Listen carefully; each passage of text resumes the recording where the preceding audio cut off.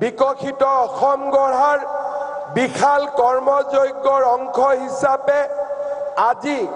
অলপ সময়ৰ পিছতেই নতুন ভাৰতৰ খনিকৰ মাননীয় প্ৰধানমন্ত্ৰী ডাঙৰীয়াই ৬৩০০ কোটি টকা ব্যয়েৰে আজি আমাৰ ইয়াত তিনিটাকৈ আঁচনিৰ শুভ উদ্বোধন কৰিব। আজি ৰাজ্যৰ ২৪ সংখ্যক মেডিকেল কলেজ হিচাপে দৰং মেডিকেল কলেজৰ আধাৰশিলা স্থাপন কৰা হ'ব। ৫৭০ কোটি টকাৰে নিৰ্মিত হ'বলগীয়া দৰং মেডিকেল কলেজত GNM স্কুল আৰু নাৰ্ছিং কলেজো সন্নিবিষ্ট থাকিব। ৩ বছৰৰ ভিতৰত এই মেডিকেল কলেজৰ নিৰ্মাণৰ কাম আমি সম্পূৰ্ণ কৰিম আৰু দৰং জিলাৰ ৰাইজৰ এক বহুদিনীয়া অভাৱ আমি দূৰ কৰিব পাৰিম। শ্ৰদ্ধাৰ ৰাইজ, প্ৰধানমন্ত্ৰী ডাঙৰীয়াৰ আগ্ৰহত আজি গুৱাহাটী সমগ্ৰ দক্ষিণ পূব এছিয়াৰ দুৱাৰদলিত পৰিণত হৈছে। আমাৰ গুৱাহাটী মহানগৰীয়ে আজি দৰঙক স্পৰ্শ কৰিব। দৰং আৰু গুৱাহাটী আৰু মৰিগাঁও জিলাৰ সমন্বয় সাধনেৰে গুৱাহাটী ৰিং ৰোড নিৰ্মাণ কৰা হ'ব। ৪৫৩০ কোটি টকাৰে এই ৰিং ৰোড নিৰ্মাণ হোৱাৰ লগে লগে গুৱাহাটী মহানগৰীয়ে দৰঙক স্পৰ্শ কৰিব, মৰিগাঁওক স্পৰ্শ কৰিব আৰু আমাৰ সমগ্ৰ অঞ্চলটোত এক নতুন দিগন্ত উন্মোচিত হ'ব। এই আঁচনিৰ অংশ হিচাপে বাইহাটা চাৰিআলিৰ পৰা কুৰুৱা, চন্দ্ৰপুৰ হৈ সোণাপুৰ আৰু তাৰ লগতে কুৰুৱা আৰু নাৰেংগীৰ মাজত ৩ কিলোমিটাৰ দীঘল এখন নতুন ব্ৰহ্মপুত্ৰৰ দলঙো নিৰ্মাণ কৰা হ'ব। এই দলঙৰ বাবে আমাৰ প্ৰধানমন্ত্ৰী নৰেন্দ্ৰ মোদী ডাঙৰীয়াই ১২০০ কোটি টকাৰ অনুমোদন জনাইছে। শ্ৰদ্ধাৰ ৰাইজ, আমাৰ এই দুইটা আঁচনি ৰিং ৰোড আৰু কুৰুৱা নাৰেংগীৰ মাজৰ দলঙে আমাৰ এই গোটেই অঞ্চলটোলৈ এক নতুন অৰ্থনীতি কঢ়িয়াই আনিব। স্যাটেলাইট টাউনশ্বিপ নিৰ্মাণৰ এক নতুন সুবিধা আমাৰ মাজলৈ আহি পৰিব। শ্ৰদ্ধাৰ ৰাইজ, আজিৰ দিনটোত প্ৰধানমন্ত্ৰী ডাঙৰীয়া গোলাঘাটকে ধৰি ১৮,০০০ কোটি টকাৰ অসমক উপহাৰ দিব। আপোনালোকে মনত পেলাওক কংগ্ৰেছৰ দিনত কেতিয়াবা একেলগে ১৮,০০০ কোটি টকা অসমক উপহাৰ দিয়া হৈছিল নেকি? কেতিয়াবা দিয়া হৈছিলে নেকি? কংগ্ৰেছে কেতিয়াবা আমাক ইমান উপহাৰ দিছিলে নেকি? আজি আমাক কোনে উপহাৰ দিছে? প্ৰধানমন্ত্ৰী নৰেন্দ্ৰ মোদী ডাঙৰীয়াই আজি আমাক এটা দিনতে ১৮,০০০ কোটি টকাৰ উপহাৰ লৈ আহিছে। অকল সেয়ে নহয়, অনাগত দিনত নামৰূপত সাৰ কাৰখানা, জাগিৰোডত টাটা ছেমি কণ্ডাক্টৰ, ধুবুৰীৰ চাপৰত বৃহৎ শক্তি উৎপাদন কেন্দ্ৰকে ধৰি আমাৰ ৰাজ্যত আজি অজস্ৰ আঁচনিৰে অসমখনক প্ৰধানমন্ত্ৰী ডাঙৰীয়াই আগুৱাই লৈ যোৱাৰ বাবে প্ৰচেষ্টা কৰিছে। আমি নিশ্চিত যে অহা কিছুদিনৰ ভিতৰতে বাইহাটা চাৰিআলিৰ পৰা তেজপুৰৰ এই ৰাস্তাও আমি ৪ লেনযুক্ত ৰাস্তা হিচাপে পাব পাৰিম, সেই বিশ্বাসো মোৰ মাজত আছে। মই পুনৰ এবাৰ আপোনালোকক শুভেচ্ছা জনাইছো আৰু আমি আপোনালোকক কথা দিছো যে অসমৰ বিকাশৰ বাবে, অসমৰ উন্নয়নৰ বাবে আমি প্ৰতিটো ক্ষণ, প্ৰতিটো মুহূৰ্ত আমি আপোনালোকৰ বাবে কাম কৰিম আৰু অসমখনক ভাৰতৰ এখন সৰ্বশ্ৰেষ্ঠ ৰাজ্যলৈ ৰূপান্তৰ কৰিম। শ্ৰদ্ধাৰ ৰাইজ, আজি পবিত্ৰ কৃষ্ণৰ জন্মৰ এটা দিন, আমি যাক কৃষ্ণ জন্মাষ্টমী ৰূপে পালন কৰোঁ ভাৰতৰ আধ্যাত্মিক জগতত ভগৱান শ্ৰীকৃষ্ণক আমি সৰ্বোচ্চ হিচাপে মানি লওঁ আৰু কৃষ্ণৰ কৃপাতে সকলো কাম সমাধান হয় তাক আমি বিশ্বাস কৰোঁ কৃষ্ণৰ জন্মাষ্টমী হিচাপে আজিৰ দিনটো আমি ঠিক কৰা নাছিলোঁ কিন্তু আমাৰ বাবে সৌভাগ্য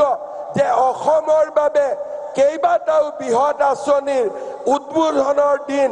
এই কৃষ্ণ জন্মাষ্টমী দিনটোতে আৰম্ভ হৈছে আৰু ভগৱানে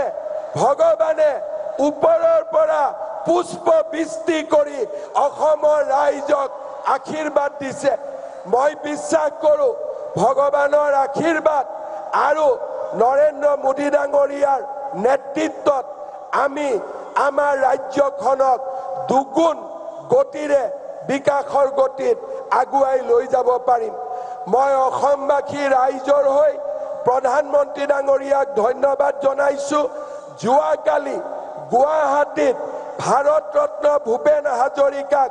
যি ধৰণে প্ৰধানমন্ত্ৰী ডাঙৰীয়াই সন্মানিত কৰিলে ই প্ৰতিগৰাকী অসমীয়াৰ হৃদয় স্পৰ্শ কৰিছে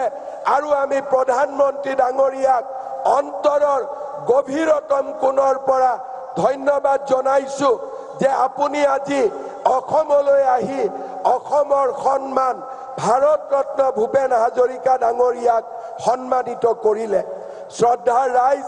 কেইদিনমান আগতে প্ৰধানমন্ত্ৰী ডাঙৰীয়াই কেবিনেটত অসমৰ বাবে ইণ্ডিয়ান ইনষ্টিটিউট অফ মেনেজমেণ্ট তাক স্বীকৃতি দিছে আৰু কেইবাটাও নতুন গুৰুত্বপূৰ্ণ আঁচনি ভাৰত চৰকাৰৰ বিবেচনাধীন হৈ আছে মই বিশ্বাস কৰোঁ এই আটাইবোৰ আঁচনি যেতিয়া আমি ধৰাতললৈ আনিব পাৰিম আমাৰ অসমখন ভাৰতৰ ভিতৰতে এখন বিকশিত ৰাজ্য হিচাপে মূৰ দাঙি উঠিব সন্ত্ৰাসৰ পিছত হিংসাৰ ৰাজনীতিৰ পিছত এটা পৰিৱেশ আজি অসমত নিৰ্মাণ হৈছে সেয়া হৈছে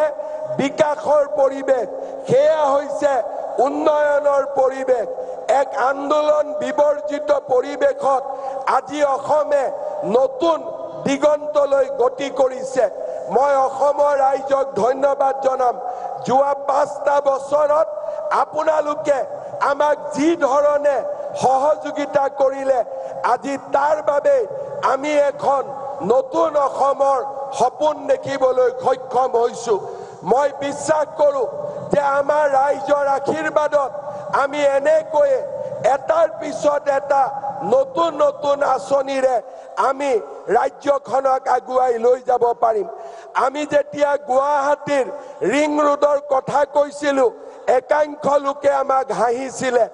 আজি ৰিং ৰোড বাস্তৱত ৰূপায়িত হ'ল নাৰেংগী কুৰুৱাৰ দলঙৰ কথা যেতিয়া আমি কৈছিলোঁ একাংশ লোকে আমাক ইটিকিং কৰিছিলে কিন্তু আজি নাৰেংগী কুৰুৱাৰ দলং বাস্তৱায়িত হ'ল গুৱাহাটী উত্তৰ গুৱাহাটীৰ দলঙৰ কথা যেতিয়া আমাক কৈছিলোঁ মানুহে আমাক হাঁহিছিলে কিন্তু জানুৱাৰী মাহত মই প্ৰধানমন্ত্ৰী ডাঙৰীয়াক আমন্ত্ৰণ জনাইছোঁ গুৱাহাটী আৰু উত্তৰ গুৱাহাটীৰ দলঙৰো শুভ উদ্বোধনৰ বাবে অৰ্থাৎ আজি অসমে নতুন দিনৰ প্ৰত্যাহ্বান গ্ৰহণ কৰিছে নতুন আশা বুকুত বান্ধি এখন নতুন অসম নিৰ্মাণৰ দিশত আগবাঢ়িছে যিসকলে আমাক বিৰোধিতা কৰে তেখেতসকলকো মই ক'ব খুজিছোঁ অসমৰ বিকাশৰ গতিত অসমৰ উন্নয়নৰ গতিত হিমালয়ো যদি আহি সন্মুখত থিয় হয় আমি হিমালয়কো অতিক্ৰম কৰি আগবাঢ়ি যাম আৰু এখন নতুন অসম আমি নিৰ্মাণ কৰিম পুনৰ এবাৰ আজিৰ এই দৰঙৰ পবিত্ৰ মাটিৰ পৰা পবিত্ৰ ভূমিৰ পৰা মই অসমবাসী ৰাইজৰ হৈ প্ৰধানমন্ত্ৰী ডাঙৰীয়াক আকৌ এবাৰ অসম ভূমিলৈ আদৰণি জনাইছোঁ ৰাইজক অনুৰোধ কৰিম সকলোৱে নিজৰ মোবাইলৰ বেটাৰীৰ লাইট জ্বলাই প্ৰধানমন্ত্ৰী ডাঙৰীয়াক আপোনালোকে এবাৰ স্বাগত কৰক সকলোৱে মোবাইলৰ লাইট জ্বলাই প্ৰধানমন্ত্ৰী ডাঙৰীয়াক থিয় হৈ আপোনালোকে সকলোৱে এই পবিত্ৰ ভূমিলৈ আকৌ এবাৰ স্বাগত কৰক সকলোৱে ক'ব ভাৰত মাতা কি নৰেন্দ্ৰ মোদী নৰেন্দ্ৰ মোদী নৰেন্দ্ৰ মোদী বহুত বহুত ধন্যবাদ জয় হিন্দ বন্দে মাতৰম